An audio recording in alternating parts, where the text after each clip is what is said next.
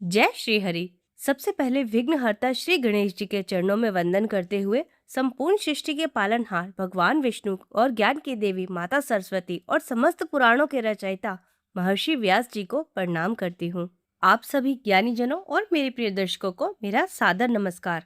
आज से हम शुरू करने जा रहे हैं पुरुषोत्तम मास महात्म्य की वो दिव्य गाथा जो न केवल हमारे पापों का नाश करती है बल्कि इस लोक में सुख वैभव और रिद्धि सिद्धि प्रदान कर अंत में मोक्ष के द्वार खोलती है। भक्तों, ये कथा कितनी महान है इसका अंदाजा आप इसी बात से लगाइए कि इसे स्वयं भगवान नारायण ने देवऋषि नारद जी को सुनाया था। बाद में यही पावन अमृत सूत जी महाराज ने नैमिषारण्य में 88,000 ऋषियों को पिलाया। पुरुषोत्तम भगवान श्री कृष्ण का ये कथन है कि जो प्राणी इस पवित्र महीने में पूरी श्रद्धा के साथ नियम से इस कथा को सुनता या पढ़ता है उस पर महादेव और श्री हरि की असीम कृपा बरसती है। वह जीवन मरण के चक्र से मुक्त होकर अंत में भगवान के गोलोक धाम को जाता है। तो चलिए आज आस्था और उपाय के इस भक्ति रस में डूबकर सरल हिंदी भाषा में इस अद्भुत कथा का शुभारंभ करते हैं और अपने जीवन को धन्य बनाते हैं। पुरुषोत्तम मास महात्म्य अध्याय 1। वंदे वंदारु मंदारम वृंदावन विनोदतम वृंदावन कलानाथम पुरुषोत्तम अद्भुतम। अधिक मास महात्म्य प्रथम अध्याय। नैमिषारण्य में शुकदेव जी का आगमन। कल्प वृक्ष के समान भक्तजनों के सभी मनोरथ पूर्ण करने वाले वृंदावन की शोभा के अधिपति अलौकिक कार्यों द्वारा समस्त लोकों को रचित करने वाले वृंदावन विहारी पुरुषोत्तम भगवान को नमस्कार करते हैं।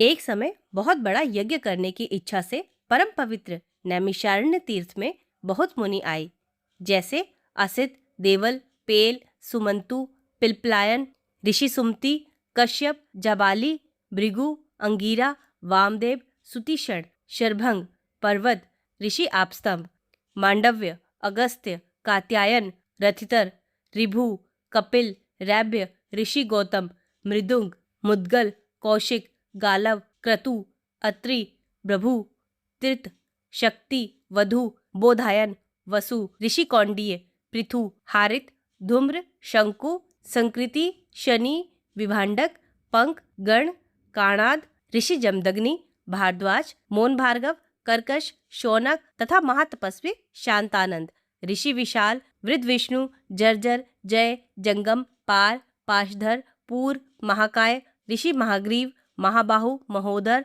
महाबल, उद्दालक, महासेन, आर्त, आमलकप्रिय, ऋषि उद्रबाहु, उद्रपाद, एकपाद, उग्रशील, जलाशी, पिंगल, अत्रि, शरभंग, पृथुश्रवस आदि शिष्यों के सहित ये सब ऋषि अंगों के सहित वेदों को जानने वाले, ब्रह्मनिष्ठ, संसार की भलाई तथा परोपकार करने वाले, दूसरों के हित में सर्वदा तत्पर, श्रौत स्मार्त कर्म करने वाले ये सभी ऋषि अपने शिष्यों के साथ एकत्रित हुए। इधर तीर्थ यात्रा की इच्छा से सूत जी अपने आश्रम से निकले और पृथ्वी का भ्रमण करते हुए उसी समय वो अपने शिष्यों के साथ नैमिषारण्य पधारे। उन्होंने अनंतर पेड़ की लाल छाल को धारण किया हुआ था। वे प्रसन्नमुख, शांत, परमार्थ, विशारद, समग्र आदि गुणों से युक्त, संपूर्ण आनंदों को परिपूर्ण, तुलसी की माला से सुशोभित, जटा के मुकुट से विभूषित, समस्त आपत्तियों से रक्षा करने वाले, अलौकिक चमत्कार को दिखाने वाले, भगवान के परम मंत्र को जाप करते हुए समस्त शास्त्रों के सार को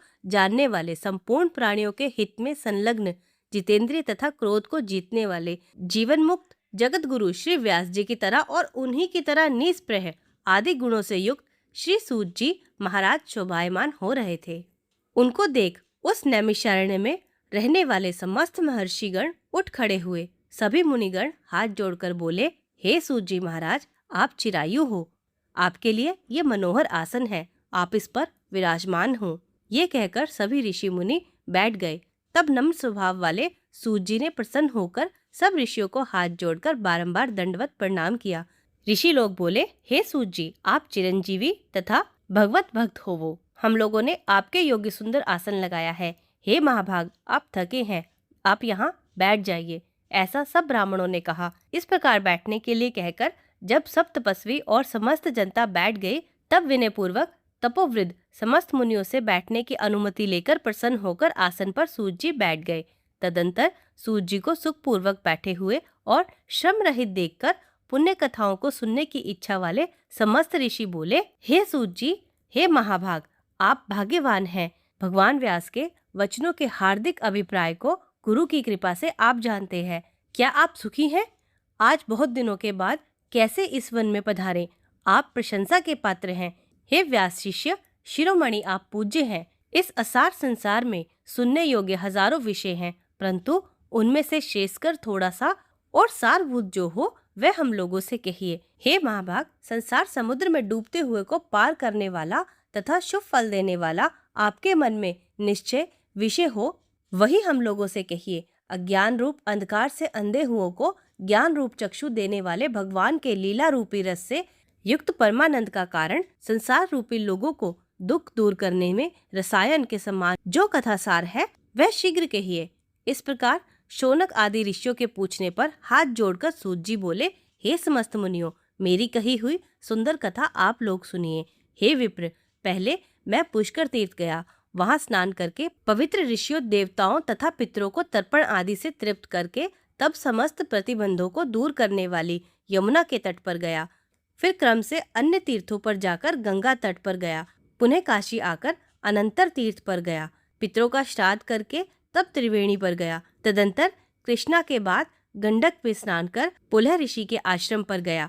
फिर कृतमाला, कावेरी, निर्वंधिया, तामंडिका, तापी, विहायसी, नंद, नर्मदा, शर्मदा नदियों पर गया।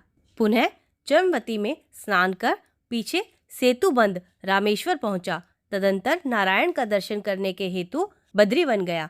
तब नारायण का दर्शन कर वहां तपस्वियों को अभिनंदन कर पुनः नारायण को नमस्कार कर और उनकी स्तुति कर सिद्ध क्षेत्र पहुंचा।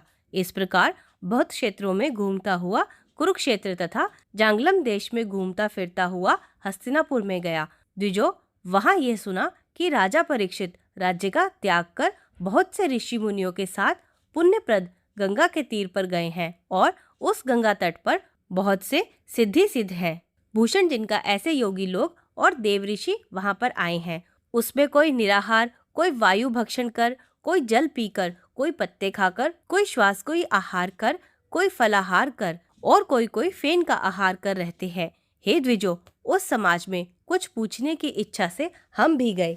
वहां ब्रह्म स्वरूप भगवान महामुनि व्यास के पुत्र, बड़े तेज वाले, बड़े प्रतापी श्री कृष्ण के चरण कमलों को मन में धारण किए हुए श्री शुकदेव जी आए। उन 16 वर्ष के योगी राज, शंख की तरह कंठ वाले, बड़े लंबे चिकने बालों में घिरे हुए मुख वाले, बड़ी पुष्ट कंधों और संधि वाले, चमकती हुई कांति वाले, अवधूत रूप वाले, ब्रह्म रूप वाले युवा से घिरे हुए महामुनि शुकदेव जी को देख सब मुनि प्रसन्नता पूर्वक हाथ जोड़कर सहसा उठ खड़े हो गए।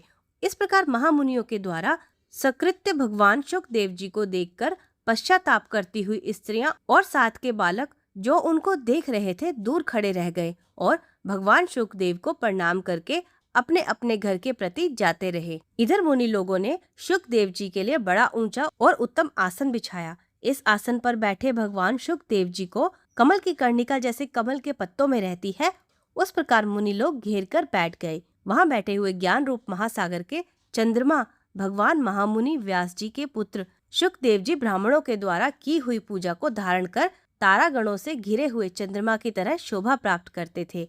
इति प्रथम अध्याय संपूर्ण। जय श्री हरि।